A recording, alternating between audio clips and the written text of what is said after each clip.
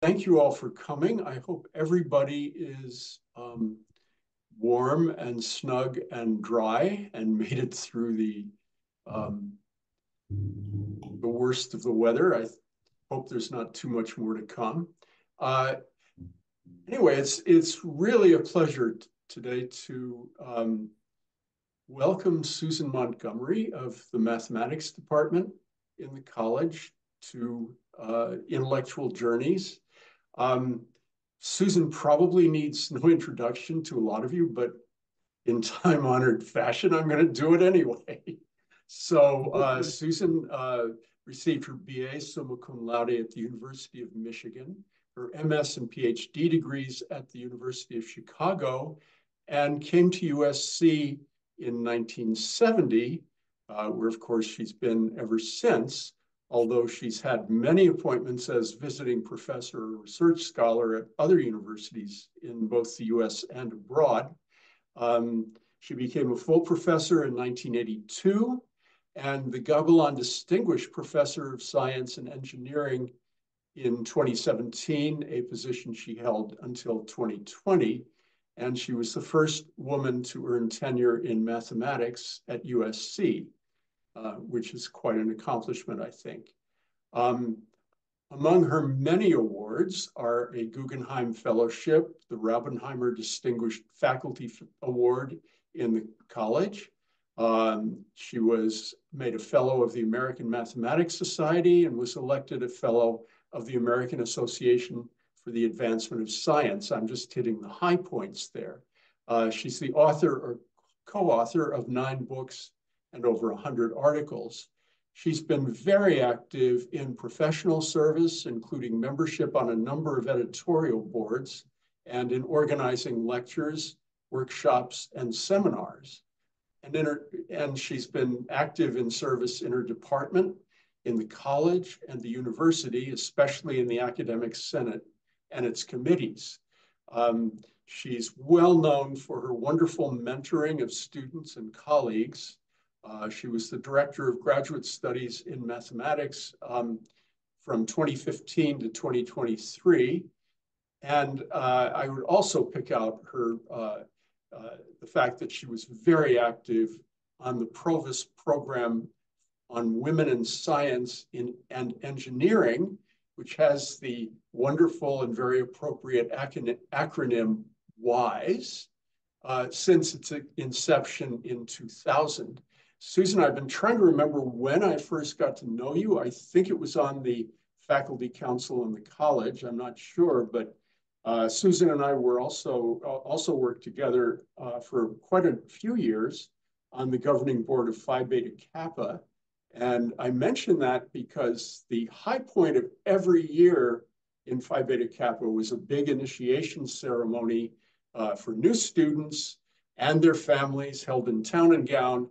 And Susan every year would give the history of Phi Beta Kappa and managed somehow to make a very dry subject funny and entertaining to everyone. And I think I got a good sample of what a wonderful teacher she is. So Susan, welcome, and we look forward to your remarks. After that, there will be time for discussion and questions. So please feel free to raise them then. Susan? Well, hi, everyone. It's hard to believe I got old here, but seems to have happened. I want to say something which isn't really relevant to being a mathematician, but it talks about my first appointment at USC. So I was a war baby, and my father was in the Navy in World War II. So I was actually born at the Naval Hospital in Tampa, Florida. Okay. And although I'm a 4th generation Michigander, well, see, in the services, someone is, since they get moved around a lot, they're allowed to declare a home address in a certain state, and that's their state. So my father may have been in Florida, but he was officially a resident of Michigan. So anyway, this is a minor thing, but not that long after I was born, my father was shipped off to the South Pacific, yuck, and my mother took me as an infant and my older brother back to Lansing, Michigan. Okay, so so I've never seen Tampa. Okay, I mean I don't know what it looks like. I've never actually been there, but USC in its wisdom, when I was first appointed here in 1970, the little squib, wherever it was, whatever newsletter we had at the time, said they just looked at my birthplace and said, Susan Montgomery comes to USC from Tampa, Florida. Anyway, I hope they're a little more careful now, but who knows? So a place I've never been since I was a few months old. But anyway, so I did grow up in Michigan in various cities. And one of the things I remember about my childhood was being outdoors a lot, not just playing, but at one point, we lived near an area that was just being developed. It was on the edge of kind of abandoned farmland, and nothing happened there for a few years. So my friends and even my brother and I would just wander for hours in the summer in this farmland, which was going wild, and collect all kinds of things. I had always had my room full of dead bugs and shells and rocks and crystals and you name it. It was always leaves, whatever, the natural world. It was just normal to me. I didn't grow up in a city, in a big city. And also in summers, we'd go up to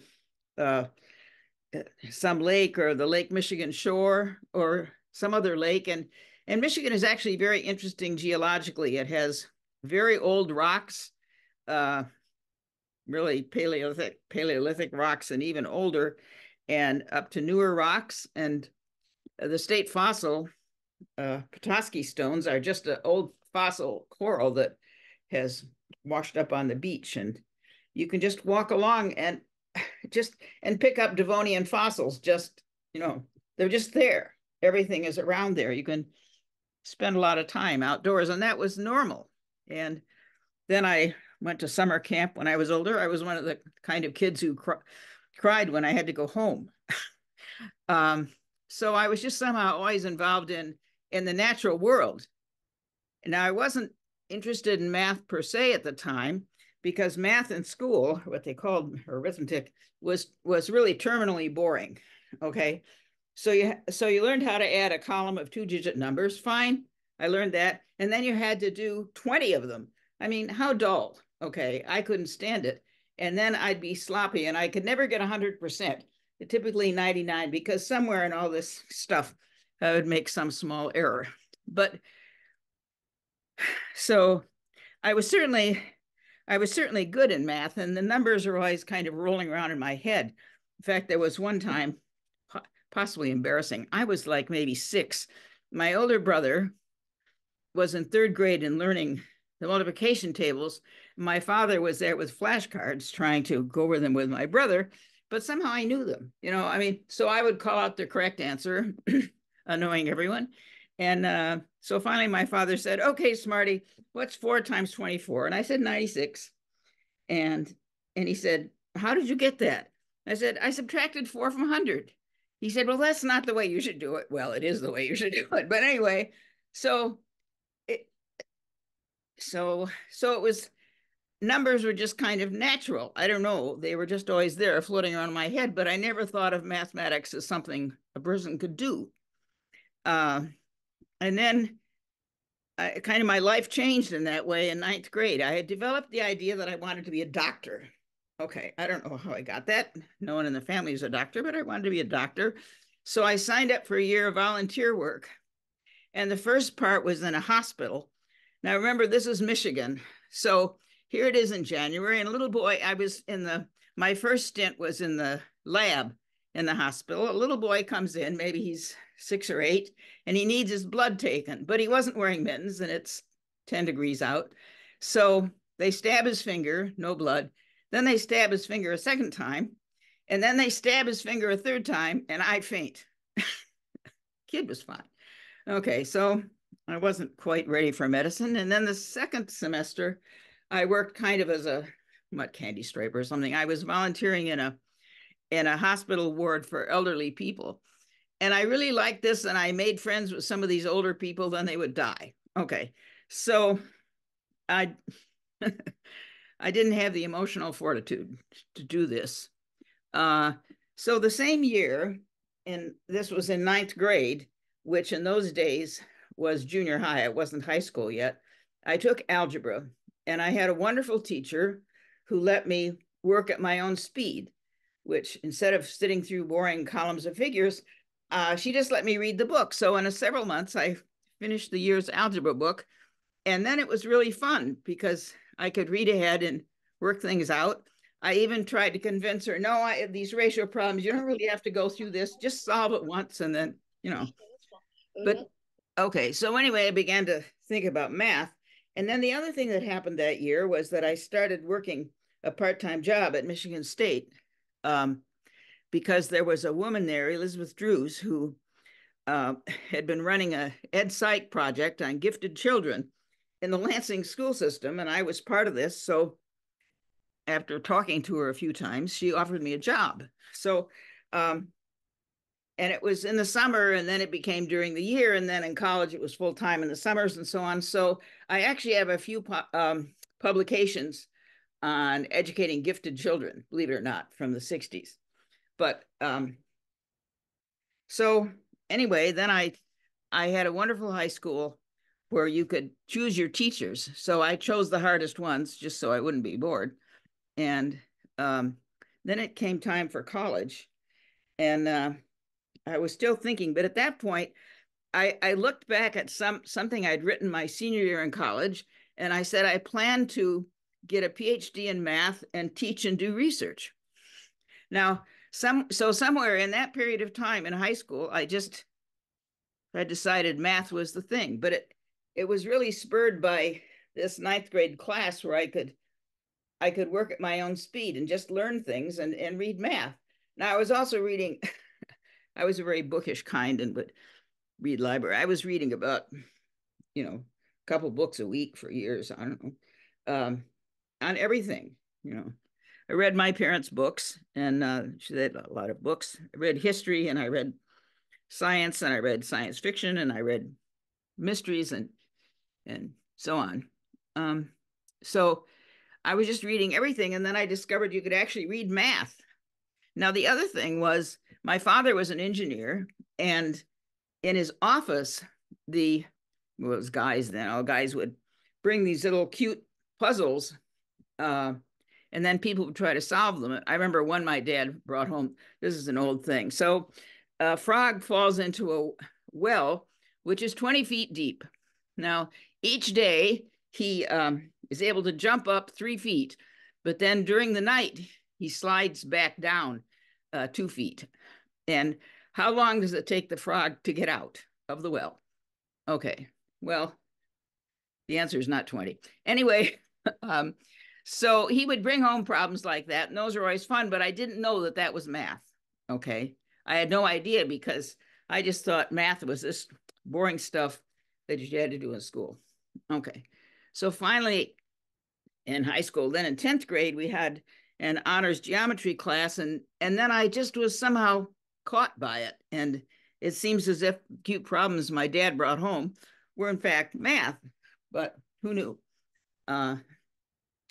So then I was going to college, and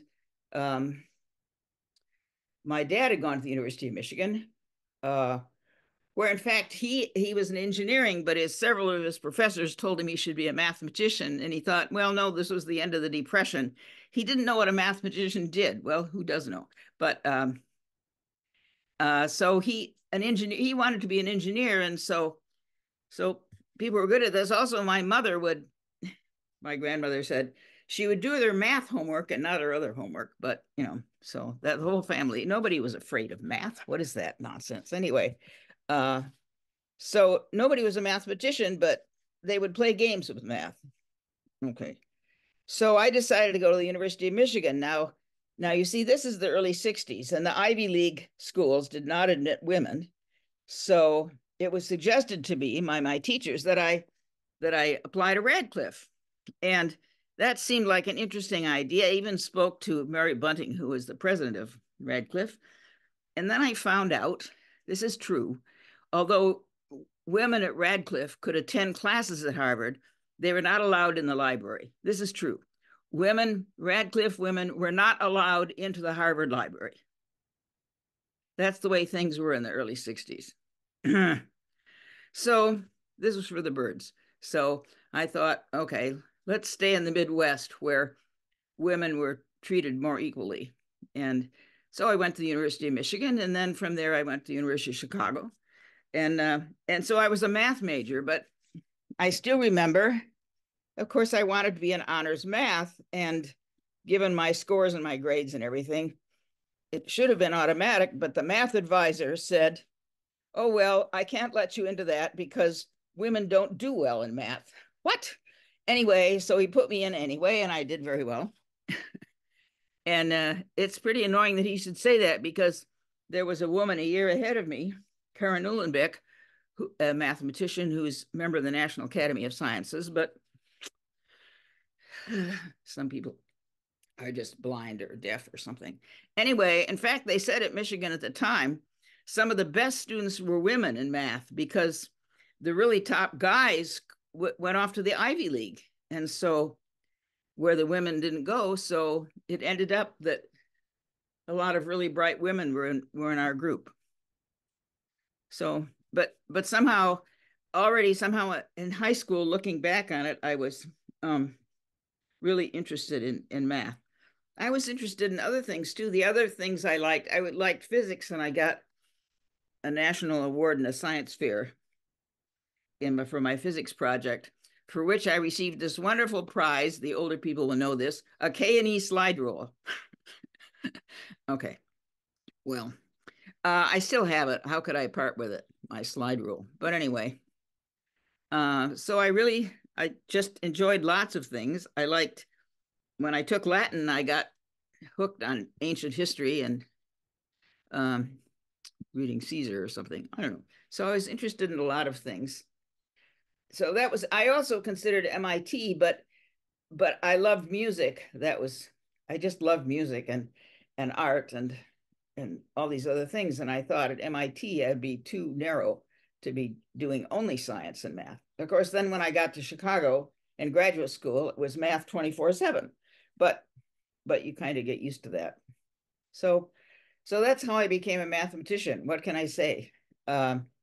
It was partly accident and partly my family, and my father encouraged me. I don't know what else I can say or what you're interested in. Okay, I'll quit. Well, thanks, Susan. I have to say, I have never really known what mathematicians did either. Because I knew it had something to do with number, and I loved math in school, but what you did as a professional mathematician, I wasn't sure. So I think this is a little bit of an education for me.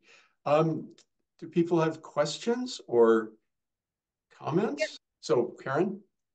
So as you were talking about, very interesting, as you were talking about deciding not to go to Radcliffe because women weren't allowed in the library at Harvard. That's right. So ridiculous. What was it like to be a graduate student in math? How many women were in math? I mean, well, had in my year at Chicago, there were 30 who started and 4 were women. And I think eventually about 22 of those people finished, including 3 of the women. So on average, we did slightly better in terms of finishing. Interesting.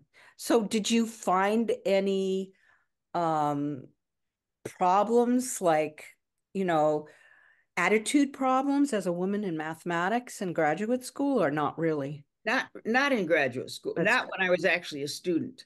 Okay. And there were some, getting a job wasn't quite so easy. But actually my experience somehow has been that when I've traveled abroad, I feel I've actually been treated better because people only know me from my work, you know, whereas in the US you think, oh, just an American woman who I don't know what it is, but you're kind of strange. And they think, oh, it's okay if foreign women are strange, but you know, if I'm just like the woman down the street, the girl down the street, you know, then they can kind of ignore me. Does that make sense? Yes, it doesn't make sense, does. but yeah. Well, they're more open there. Well, I don't know because it's not saying I've spent sabbaticals in England and Germany and in Israel, and the fewest women were in England, by the way. But anyway, and I've been to meetings all over. I don't know. The fewest women in any country I've been to were in Japan. Could you say, Eleanor? You need to unmute yourself. Hi, Susan. It's really nice to see you again, and I really enjoyed your talk. One of the things that most impressed me was your interest in addition to math, and you really do seem like a polymath. And I wonder if you have any thoughts about what your relationship is to mathematics and everything else you're interested in, from nature and bugs to history and the classics. I'd really, is there? Well, these things are kind of like avocations. So I read a lot of history, but ancient history, because I couldn't deal with the horrible things that have happened more recently, I think. Yeah. You know, so maybe when the Romans were conquering things, a lot of people died, but they died 2,000 years ago. So I don't have to feel personally affronted by it. Now, I've very slowly worked my way up to the 30 Years' War and the European history from like about 1600, but I still can't face the 20th century. Too bloody. I can't face it. Even the 19th century isn't appealing. I don't know. Or the 21st. Well, I'll never get there. There's too much to know about these other subjects. And also, I have to say, I was very serious about the piano. So aside from physics, my other real interest was playing the piano, which I did for a long time. And even at Michigan, I had a wonderful piano teacher. Between my sophomore and junior year, I had a NSF summer fellowship for students. And I started out doing math like 6 hours a day and piano 2 hours a day. And by the end of the summer, that was reversed. So my piano teacher said, well, you're not going on in piano? And I thought, well, because then math, by the time I was a junior, I was taking these graduate math courses. I just didn't have the time. See, I just loved playing the piano, but I was trying to be realistic. If you look around, there are so few people who can really play the piano professionally and make a living. And I'm afraid I would end up teaching 6-year-olds to play the piano. Okay. Whereas I figured in math, it's not just that there are universities, but there are these little 4-year colleges all over the country. And I figured I could always find a job teaching somewhere. There are just far more mathematicians than there are professional musicians. But there's a comment in the chat from Greta Panova. It's curious that when I went for grad school in math 40 years ago, we had the same ratio of women versus men as I guess you encountered. Greta, I don't know if you want to follow up with a question, but one question might be, I mean,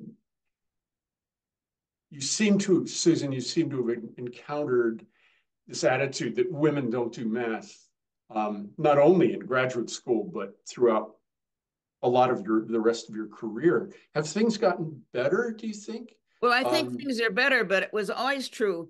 It wasn't that everyone was like that. You take a group of 10 people and 9 of them are nice and the 10th person is obnoxious. You know, it's not that it was uniform.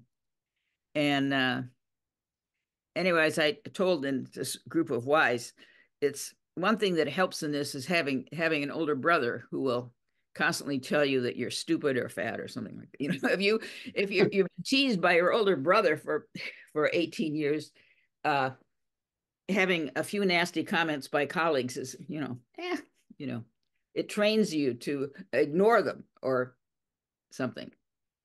I guess, although it's not just mathematics. I remember reading something by Martha Nussbaum, whom you may have heard of, ancient philosopher, but also partly in the Chicago Law School. I don't know where, I think she's still there.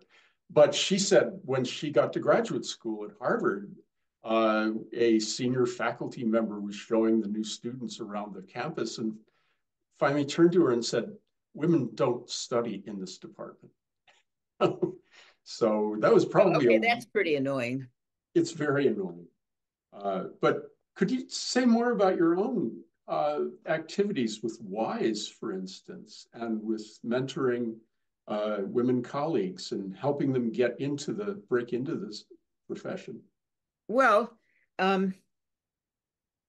WISE has been wonderful. It didn't start till the spring of 2000, because that's when we got this big donation. So before that, there were some women here and there in the sciences, and we would meet occasionally for lunch. But it's been wonderful. See, we have this cache, which is directed toward improving the representation of women in the sciences and engineering, and it's been pretty successful, I think. I mean, but the attitudes are different. I think there out of 30, there are now 5 tenured women in math. I think I counted right. Apologies if I miscounted. And in other subjects too, when we started this in WISE, there was only a handful of us, and now it's just grown. So it's great. They have activities for undergraduates, for graduate students and postdocs, for assistant professors, for ancient tenured professors.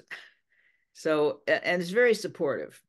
And so in my own department, I don't know that I've done that much. I've had a number of women students, but some of them just lack confidence. And one we lost, a very good student. She just left with a master's, and she said, "Well, no one in her family has a PhD." And I said, "Well, no one in my family had a PhD." But if you have to feel driven, I mean, I sort of didn't care if some guy wanted to make a snarky comment, just go away, because I'm doing math and I'm involved in, I just want to do it, so I don't know. If Jean Morrison were here, that's my wife, of course. Yeah, I know. She would tell. She was the first woman on the faculty in earth science, and forever. And some of the men would not talk to her, or if they did talk to her, it would be about children. So she met that kind of wall all along. But WISE was really important for her because she became the director of WISE, and then because the WISE program is in the office of the provost. The office of the provost became aware of Jean, and that led to her first appointment as a vice provost of the graduate school. And then that led to the executive vice provost of USC. And then the headhunter started following her. And I said, "Oh God, she's going to make me move." And it was almost Notre Dame, and it was almost Lehigh University, and then it was BU. And Bob Brown, the president then, interviewed her amongst others, and then he came back to her. She had 2 visits, 1 visit in New York City with him, and then 2 visits on campus. And then he called her and said, "Jean, you got the job." No, no, wait, it's going too fast. I've got a husband, we've got young kids. "Stop it, Jean. This is Friday. I'm flying out tomorrow to see you." And he flew to Los Angeles the next day and showed her a contract and swooned her away. So that's where we are. So I don't mind sharing her story. Susanna Baxendale has a question too. And please feel free to turn on your video if you want. Okay. Hi, Susan. Hi, Susanna. So my question is about when you were in graduate school, getting towards the end of your degree, and there would be discussion of where you're going to apply for jobs, what kind of jobs, et cetera. I wondered what sort of advice you were given if there was an old boy network, because, and the reason I'm asking is in my field, there were so few jobs that there was almost discouragement about getting a PhD, much less where were you going to find, but the old boy network was breaking down. In your case, I just wondered whether people were saying, oh, try for, the wherever you want to go, or were they saying try for a community college, or were they saying, Well, why no, don't you there get was a degree never in mention of community colleges. It was, Okay. the thing is, so this, I actually finished late in the year in 69, and I took a temporary job at DePaul. I didn't apply for jobs that year, and I applied for jobs in the spring of 70. And anyway, it was really the ending of the old boy network. So one of my colleagues had finished in 69 from Chicago, and the way it was done then was your advisor telephoned somebody and said, I have a student, and then they would just hire them. Yeah. And the next year, when I was applying, only 1 year difference, when I was applying for several places, you'd call them up and they'd say, oh, well, she sounds good. Send us a letter. And he said, a letter isn't my word good enough? This is the difference between 69 and 70. Yeah. And then, at least in math, there was a big employment problem because of Sputnik. A lot of money had been put into PhD programs, NSF fellowships, things like that. And because they were looking for faculty, and the government thought, well, right now the faculty student ratio is such and such, and the students are going to be going way up, so we need more faculty. So, but what the universities did instead was, instead of having small classes, they went to large lecture sections, so they didn't have to hire as many people.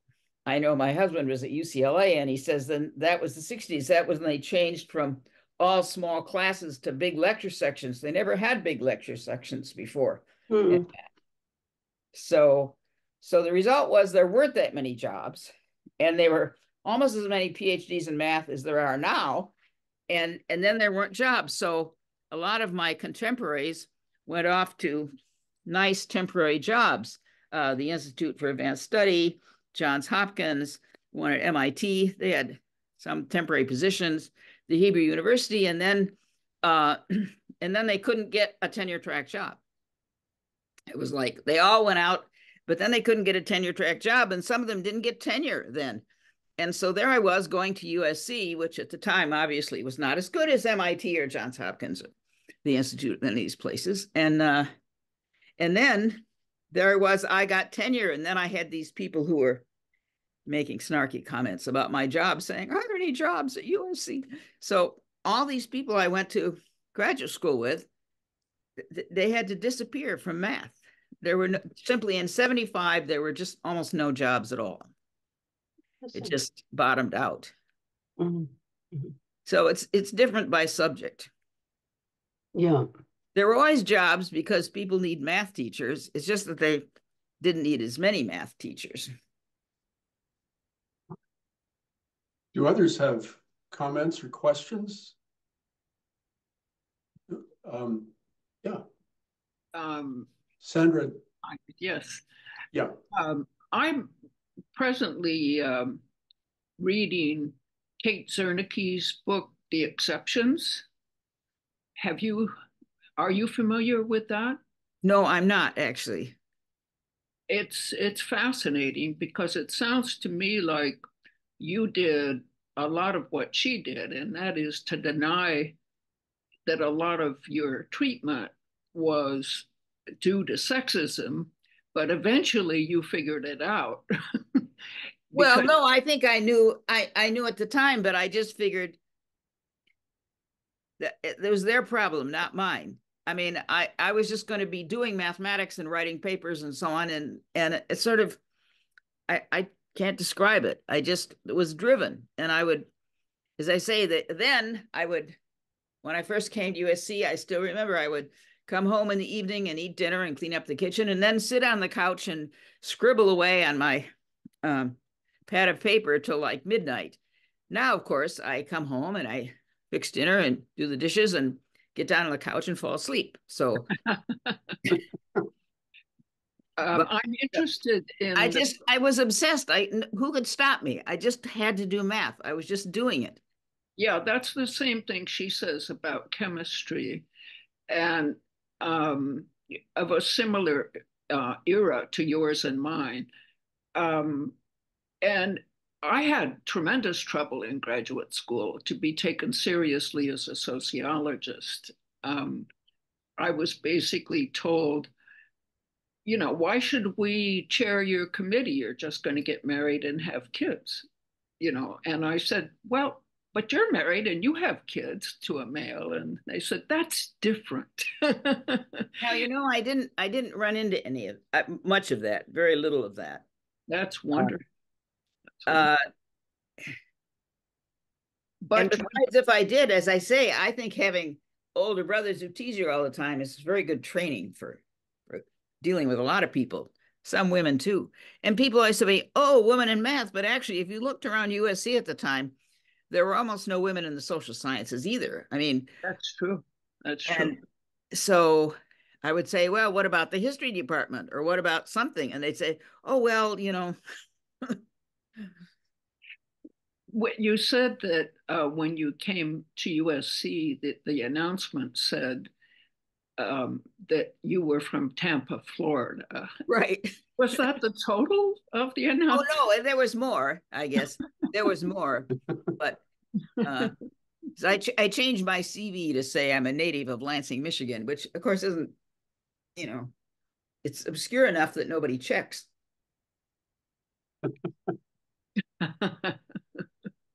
Thank you. Does anyone else have questions? I have one. I mean, Susan, we haven't talked at all about your research or anything. And if you can do it without being too technical, could you talk a bit about, the things you really concentrated on and also, what drew you to them? Well, so I work in something called abstract algebra.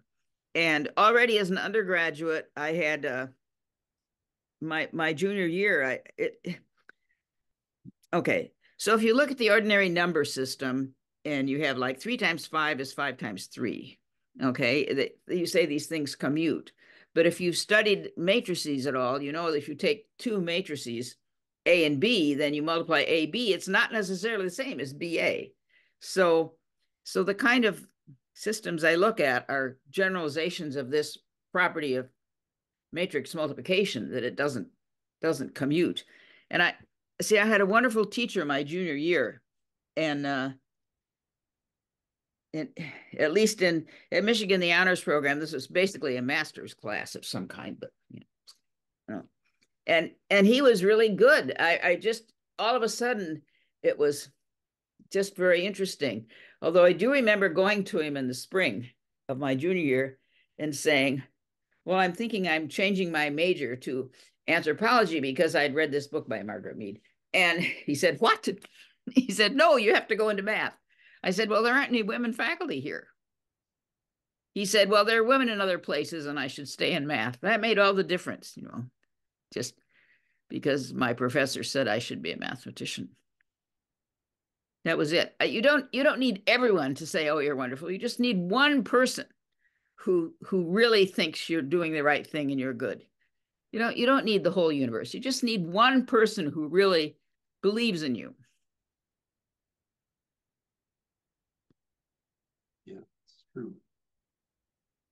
Do other people have questions, comments, questions for Susan?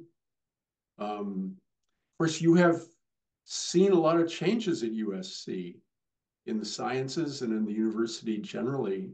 Yeah. You talk a bit about those. Well, actually, I have to say this may sound odd, but I kind of miss the sleepy old days. And also they keep tearing down giant trees and building giant buildings instead. So that's all pretty annoying. I happen to like large trees. I can give you a catalog of various large trees that have been torn down around campus. And even right by the new Union building, why did they replace those dragon trees out in front? Somebody, I don't know. Some trustee has some new idea on landscaping, and then they tear out trees and put in new ones. The biomass of these spindly little things will take 50 years to. Okay, that's a small thing, but they're covering the land with tall buildings. You can't see, you don't have line of sight. Now I know we're fancier and we have a better reputation and so on, but it was a more peaceful place. Mm-hmm. Is that maybe it sounds silly, but no, I don't think it does sound silly.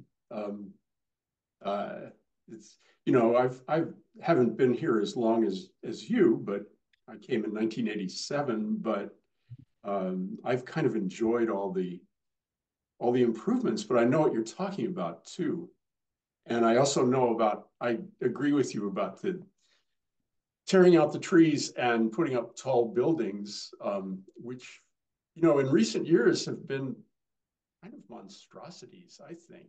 yes, kind of pseudo-Gothic, pathetic attempts to imitate Ivy League stuff. And I just, I can remember when they were building University Village, I would take the shuttle to Union Station in the evenings, and we'd go right by University Village. So I watched it take shape, and I started, just for fun, imagining what the review that Christopher Knight, the LA Times architecture critic, would write. And sure enough, when that review came out, it was almost what I had plotted out in my mind. well, and it was not complimentary. Looks like the one in Harry Potter. So, right. Yeah. Well, anyone else have comments, questions? I do. I just was curious, Susan, what, surely at some point you were either headhunted or people were interested. And if that was not the case, what made you decide to stay at USC and not possibly explore going to another place? Well, first of all, there were only 2 other universities that approached me. Okay.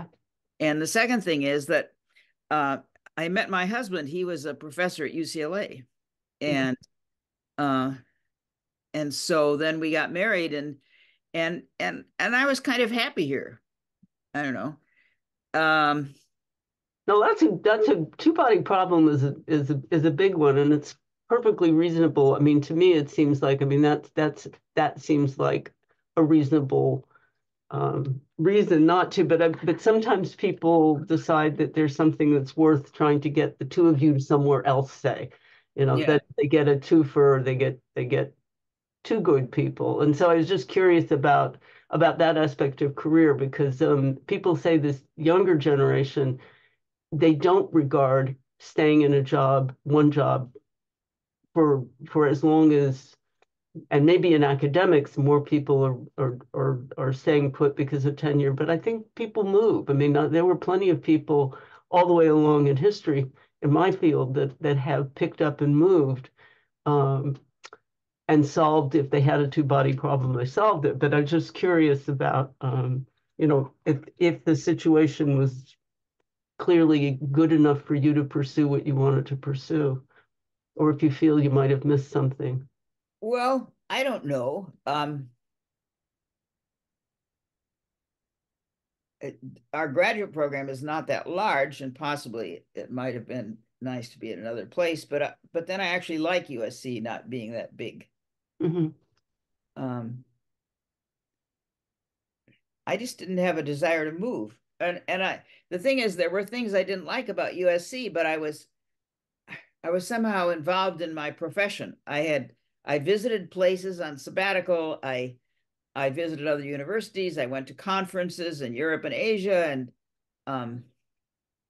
even in Iran and Siberia. And I don't know.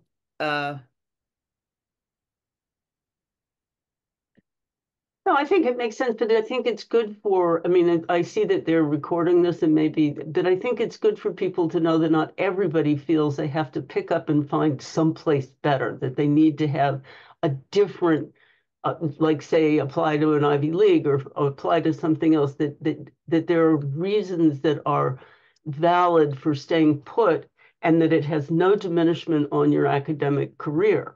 You have done and accomplished many, many things, and it didn't impede you by staying at the university essentially you started at. And other people would perhaps argue, no, no, no, you have to do this, you have to show movement.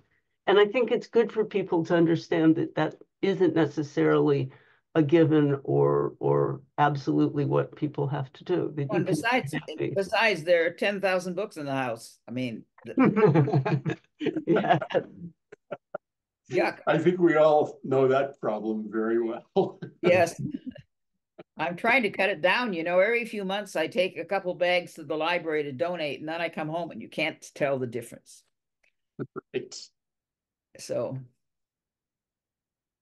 Okay, anyone else want to weigh in or anything? Well, Susan, thank you very much. This has been wonderful and so interesting hearing about your So I just background. want to say something. I think that my professional identity was never tied up with USC. Maybe that's it.